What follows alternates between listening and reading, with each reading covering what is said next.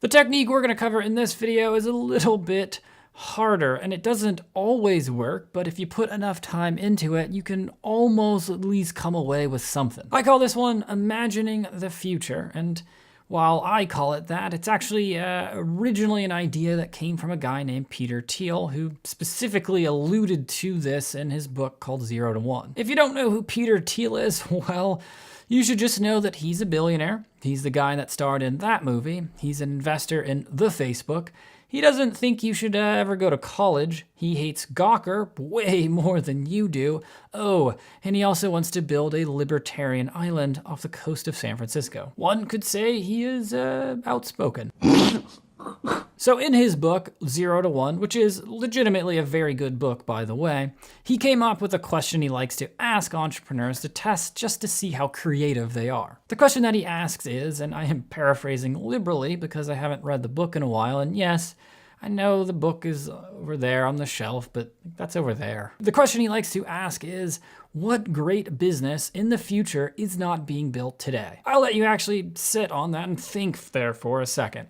I'll say it again. What great business in the future is not being built today? Yeah, it's a thinker, and well, for the first time ever, if everything that came to mind when you did this was something that had to do with weed, well, technically you're not wrong. Now you can see why people use that as a discussion creator. It's very open-ended and it's quite hard to tackle. Let's try our best to break it down and see what it means, shall we? Basically, it's a simpler way of thinking about the question, can you imagine the future? If you can imagine the future or what you think is going to happen in the future, you can probably deduce that there are going to be great or big companies doing great things and fulfilling needs that we specifically have in that future. The world has big problems, and right now we're only tackling so many of them. So what big problems are going to be tackled in the future, and what are the big companies gonna have to pop up to tackle those? See, the problem with this question, I think, is that you're being asked to process several steps at once. It actually becomes quite a bit easier if you reduce it down and simplify it. So let's try it my way. Let's start off by imagining what you think the future in general is going to look like. Let's start by focusing in on just a couple dimensions of the future.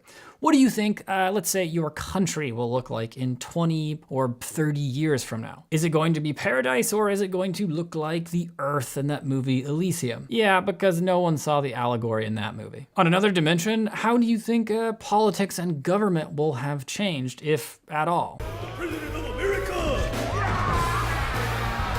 Trick question, of course, because who are we kidding? It's still gonna be dominated by private interest and still gonna barely function. Okay, and on one last dimension, let's imagine what the future will look like in terms of technology.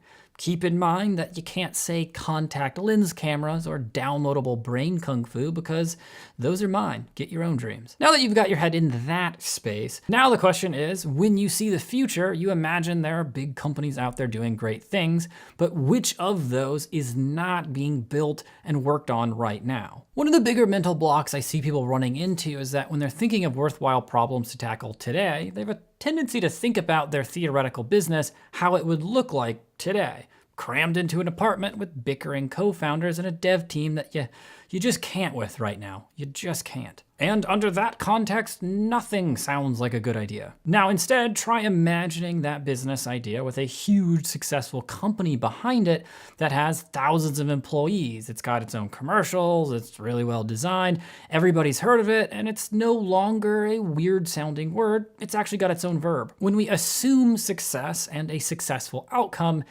it doesn't really sound as ridiculous anymore. Same idea, different way of thinking about it. And the second one, yeah, that company could probably exist. When I say Google to you, what do you think? You probably think huge company that does probably amazing things, has lots of services, and is very successful.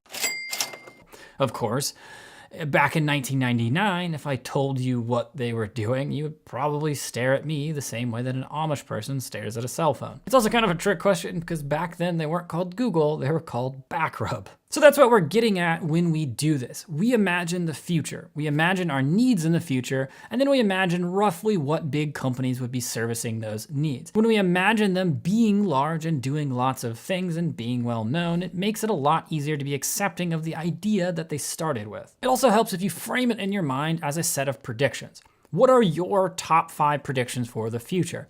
Do you think we, for instance, will be using electric cars, or maybe we'll be using hydrogen fuel cells, natural gas, or good old-fashioned gasoline? Which one do you think? If you feel strongly about it, then stick with your gut. And if that ends up, in fact, being the future, well, then we got to get working on that one ASAP.